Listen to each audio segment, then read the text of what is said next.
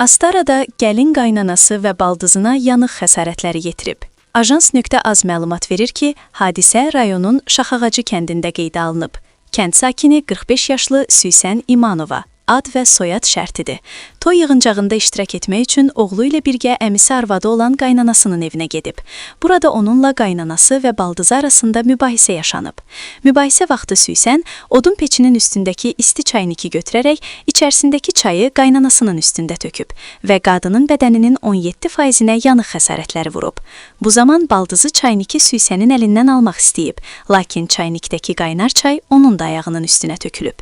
Faktla bağlı Süsən İmanova barəsində Cinayət Məcəlləsinin 127.2.3-cü qəsdən sağlamlığa az ağır zərər vurma, ümumi təhlükəli üsulla və ya xuliqanlıq niyyəti ilə törədildikdə maddəsi ilə cinayət işi açılıb.